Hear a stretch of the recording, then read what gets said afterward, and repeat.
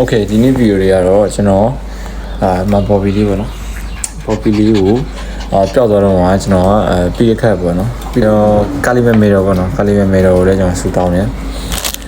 အဲ့တော့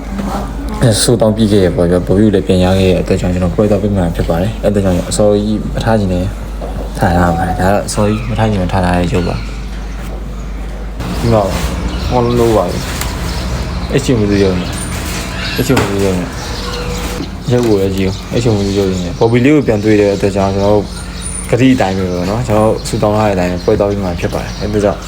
အဆုံးလိုက်ကြည့်လိုက်ရောပေါ်ပီလေးကိုတော့ထားခဲ့ရအောင်ပဲဖြစ်ပါတယ်ဘာလို့လဲဆိုတော့ကျွန်တော်သွားမှာလန်ခီက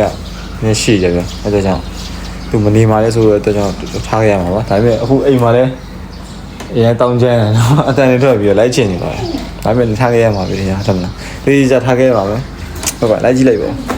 ကဲဒါကတော့6:29ရဲ့ရှူခင်းလေးပါ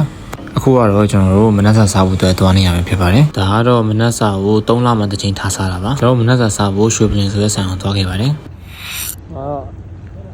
ကားခွေးစီးအနေကောင်ပါမနက်စောကြီးထားတဲ့ခန်းသားကျတစ်ချက်လားမကောင်းဘယ်လိုလဲချင်းနိုင်ပါအဲ့ဒါ12နိုင်ပါဟမ်9နိုင်ပို့ပဲ9နိုင်လားဒီကောင်ဟဲ့အဲ့တော့မဟုတ်ဘူးဒီကောင်10နိုင်ဝဲမှအဲ့ဒါ10နိုင်ရကွာဆက်ပြီးလာအိတ်ပေါ်ဒါကတော့အလက်ကောင်အငယ်ကောင်စိတ်ထိုးနေရမှာဖြစ်ပါတယ်ဟုတ်ပါဘူးအဲ့မှာရှိရမြင့်ပြီးဘာတော့မှာဘာသာမှာဝိုင်းလားမှာဝိုင်းလားဟုတ်ကဲ့လက်ကောင်ဘာသာမှာဘာမှာလက်ကောင်ဆန်းဟုတ်စေးအေးရတော်ပဲဒီဆိုဆော့ပဲဆိုလက်ကောင်ငယ်ကောင်လက်ဖက်ထမင်းရဲ့ ice meti ရဲ့ဘာပါလက်ဖက်ထမင်းရဲ့ ice meti လက်ဖက်ထမင်းရဲ့ ice meti ရဲ့ရဲလိုက်ဖတ်ရဲလိုက်ဖတ်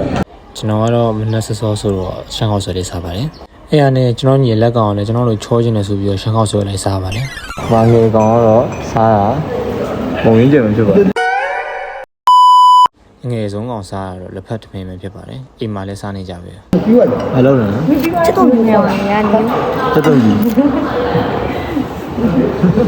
ကျွန်တော်တို့စားဖို့တောက်ဖို့ပြီးသွားတယ်ချက်ချင်းကိုခီးဆက်ခဲ့ပါတယ်။ဘာဖြစ်လို့ဆိုတော့သွားမယ်ခီးကနည်းနည်းလေးလမ်းနေဗျာ။